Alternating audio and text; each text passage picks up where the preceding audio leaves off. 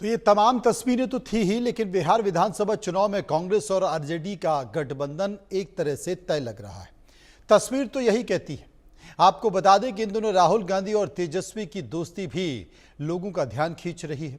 भारत जोड़ो यात्रा के दौरान भी तेजस्वी ने गाड़ी चलाई थी और उसमें राहुल गांधी सवार थे। वोटर अधिकार यात्रा के दौरान भी तेजस्वी गाड़ी चला रहे हैं और राहुल गांधी लोगों को हाथ हिलाकर अभिवादन कर रहे हैं। लेकिन बिहार की सियासत, बिहार की राजनीति गर्मा गई है और ये राजनीति गरमाने के साथ साथ आरोप प्रत्यारोप का दौर भी चल रहा है। और इसी दौर के बीच कई सारे सवाल हम लोगों ने तय किए। उन सवालों को लेकर हम लोगों के बीच पहुंचे, लोगों ने उस पर अपनी राय भी दी है। पहला सवाल सर्वे का, हमने इस पर सर्वे किया है, लोगों की राय जानी है और जो सर्वे का पहला सवाल पूछा है वो एक बार आपके सामने बता देते हैं। पहला सवाल लोगों से हमने पूछा कि क्या एसआईआर बिहार विधानसभा चुनाव में सबसे बड़ा मुद्दा बनेगा। 76% लोगों ने कहा हाँ मुद्दा बनेगा, 23% लोगों ने कहा मुद्दा नहीं बनेगा, 1% इस पर कुछ भी कहना नहीं चाहते थे। सर्वे का एक और सवाल, क्या एसआईआर बिहार में सत्ता परिवर्तन की मुख्य वजह बन सकता है। 63% लोगों ने कहा बन सकता है, 34% लोगों ने कहा ऐसा नहीं है और 3% इस पर कुछ भी कहना नहीं चाहते थे। सर्वे का एक और सवाल जो लोगों से हमने पूछा कि क्या एसआईआर पूरे देश में लागू होना चाहिए। 66% लोगों ने कहा बिल्कुल लागू होना चाहिए, 30% लोगों ने कहा इसकी अभी जरूरत नहीं है और 4% कुछ भी कहना नहीं चाहते। मेरे साथ कुछ मेहमान जुड़े हुए हैं, मैं उनके पास चलूंगा, उनसे पूछूंगा, जानने की कोशिश करूंगा कि आखिर वो क्या कहेंगे। लेकिन उससे पहले हम रिपोर्टर के जरिए नब्ज टटोलने की कोशिश करते हैं और जानेंगे कि आखिर वो इस मसले पर क्या कहते हैं। पटना से शैलेंद्र कुमार हमारे साथ मौजूद हैं, दिल्ली से आनंद सिंह हमारे साथ मौजूद हैं। सबसे पहले हम आनंद के पास चलेंगे। आनंद, राहुल गांधी साफ तौर पर कह चुके हैं ना माफी मांगेंगे और ना हलफनामा देंगे और साफ तौर पर बिहार के बड़े नेता कहते हैं कि अगर राहुल गांधी ने चुनाव आयोग की बात नहीं मानी तो चुनाव आयोग कर क्या लेगा।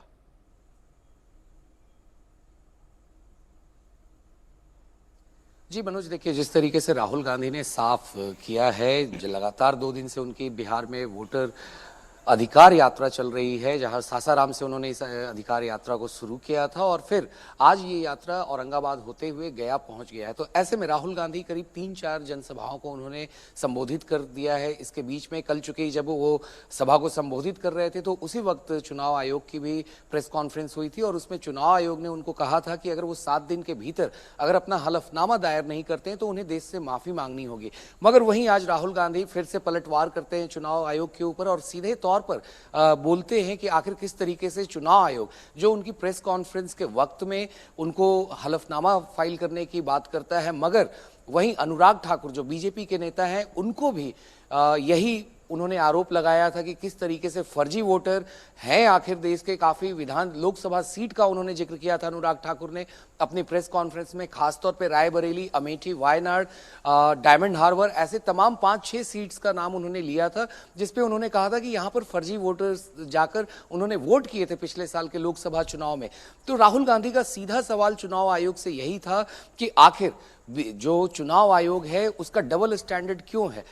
कांग्रेस के लिए उनका एक स्टैंडर्ड अलग है, उनको नोटिस दी जाती है, उनको हलफनामा फाइल करने के लिए कहा जाता है और अगर वो ऐसा नहीं करते हैं तो उन्हें फिर माफी मांगने के लिए देश से कहा जाता है। राहुल गांधी यहीं पे नहीं रुकते हैं, वो आगे जाकर कहते हैं कि आखिर किस तरीके से बीजेपी के साथ जो रवैया है चुनाव आयोग का वो साफ दिखाता है कि किस तरह साफ दिखाता है। और इस बात को लेकर आप ठीक कह रहे हैं आनंद, और इस बात को लेकर शैलेंद्र के पास चलेंगे क्योंकि तेजस्वी यादव ने भी कहा है कि ज्ञानेंद्र कुमार अगर बीजेपी की सदस्यता ले चुके हैं तो हमें बताएं इसमें बुराई क्या है, वो साफ तौर पर कह दें।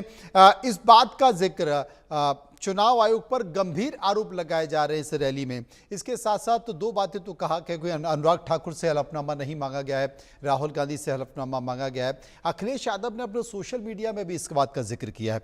अखिलेश यादव कहते हैं कि चुनाव आयोग ये कह रहा है कि हमें यूपी में समाजवादी पार्टी द्वारा दिए गए एफिडेविट नहीं मिले, तो हमने शपथ पत्रों की प्राप्ति के प्रमाण स्वरूप दी गई उनके कार्यालय की पावती को देख लीजिए, जो कि कंप्यूटराइज्ड जो पर्ची है वो हमें दी गई है। तो क्या ये गलत है? चुनाव आयोग हमें बता दे। शैलेंद्र, कई तरह के इस तरह के आरोप लगाए रहे हैं, लेकिन बिहार की धरती पर आप क्या देखते हैं, इन सब का असर हो रहा है?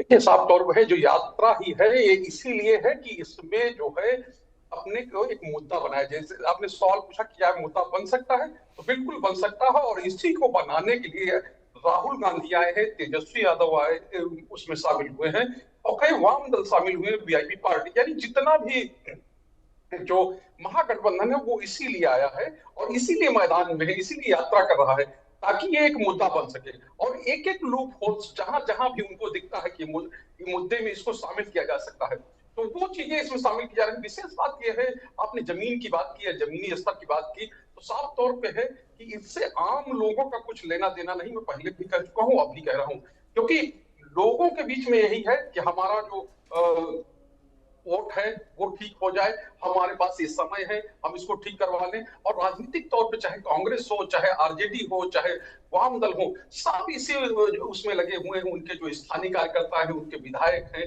यानी जो सिटिंग एमएलए हैं, जो चुनाव लड़ना चाहते हैं, वो सब यही कर रहे हैं कि वो अपना वोट जुड़वा रहे हैं और जहां जहां जिसको कटवाना है वो कटवाने के लिए अपना टास्क दे रहे हैं, ये कहेंगे टारगेट कर रहे हैं कि हाँ हमको इतने वोट इस बूथ से कटवा देना है, यानी कि वो लोग यहाँ नहीं रहते तो वो कटने चाहिए।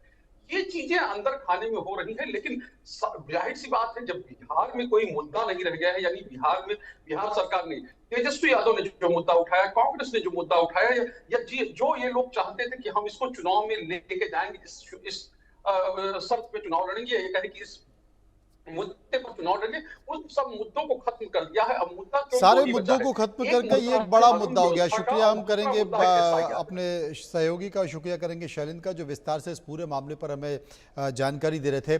बीजेपी के प्रवक्ता एसएन सिंह इस वक्त हमारे साथ मौजूद हैं, कांग्रेस के प्रवक्ता सुलेमान मोहम्मद खान इस वक्त हमारे साथ मौजूद हैं।